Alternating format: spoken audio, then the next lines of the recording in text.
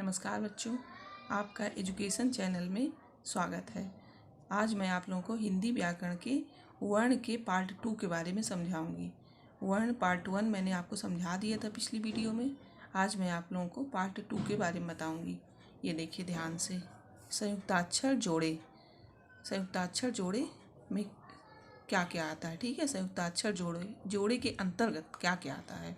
द्वित्व व्यंजन, ठीक है। जब एक ही व्यंजन एक साथ 2 बार उच्चारित होता है तो उसे हम द्वित्व व्यंजन कहते हैं। द्वित्व मतलब 2, ठीक है। द्वित्व का अर्थ ही होता है 2। जब एक ही व्यंजन एक साथ 2 बार उच्चारित होता है तो उसे हम द्वित्व व्यंजन कहते हैं। इसमें एक ही व्यंजन वर्ण पहली बार स्वर रहित और दूसरी बार स्वर सहित प्रयोग किया जाता है। बहुत ही ईजी है। ये देखिए यहाँ पर इसका उदाहरण दिया हुआ है। व्यंजन है ना। पहली बार ये ऐसे है, दूसरी बार ऐसे है, ठीक है। इसमें देखिए स्वर नहीं है, इसमें स्वर की मात्रा लगी हुई है, ठीक है। इसको हम द्वित्व व्यंजन कहते हैं। अब देखिए संयुक्ताक्षर किसे कहते हैं। संयुक्ताक्षर मतलब होता है संयुक्त, मतलब क्या होता है, संयुक्त मतलब होता है मेल, ठीक है। किसी चीज़ का आपस में मिलना। जब 2 अलग अलग व्यंजन वर्ण आपस में मिलते हैं, संयुक्त होते हैं, जिनमें पहला स्वर रहित और दूसरा स्वर युक्त होता है तो उसे हम संयुक्ताक्षर कहते हैं, ठीक है। संयुक्ताक्षर मतलब मिलना होता है। जब 2 अलग अलग व्यंजन वर्ण, ठीक है, ध्यान दीजिएगा, व्यंजन वर्ण आपस में संयुक्त होते हैं, मिलते हैं, जिनमें पहला स्वर रहित और दूसरा स्वर युक्त होता है। पहले में स्वर नहीं होता और दूसरे में स्वर होता है, ठीक है, तो उसे हम संयुक्ताक्षर कहते हैं। ये देखिए इसका भी उदाहरण दिया हुआ है यहाँ पर, ठीक है। अब आ जाइए अनुस्वार और अनुनासिक। अनुस्वार किसे कहते हैं, अनुनासिक किसे कहते हैं। बच्चे जानते तो हैं अनुस्वार क्या अनुनासिक क्या है, पर अक्सर बच्चे उसमें कंफ्यूज हो जाते हैं। बहुत ही इंपॉर्टेंट चीज़ है ये व्याकरण का, ध्यान से देखिएगा। अनुस्वार का चिन्ह क्या होता है, ये होता है, देखिए ये बिंदु जो हम लगाते हैं इसे हम अनुस्वार का चिन्ह बोलते हैं, ठीक है।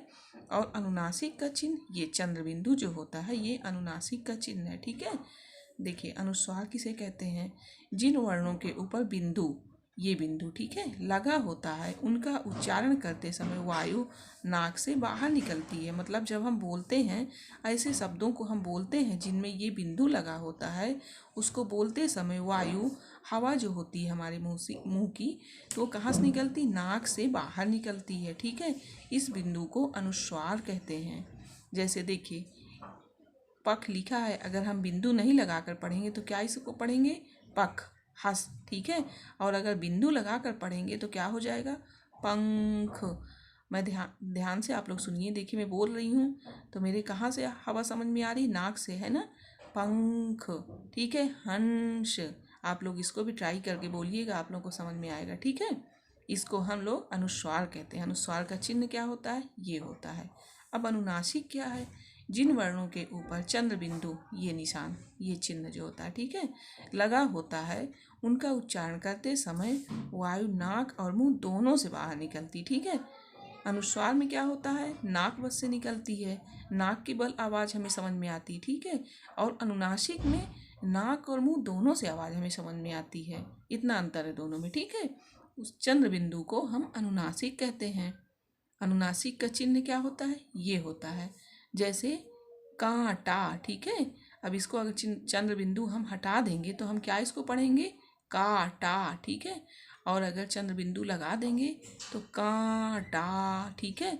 तो हवा कहाँ से निकल रही है, वायु कहाँ से निकल रही है, नाक और मुंह दोनों से। आप लोग इसको भी पढ़िएगा, अपने सामने पढ़िएगा, समझ में आएगा, ठीक है। खुद जब आप लोग उच्चारण करेंगे तो और अच्छे समझ में आएगा, ठीक है। कांटा, हंसना, ठीक है।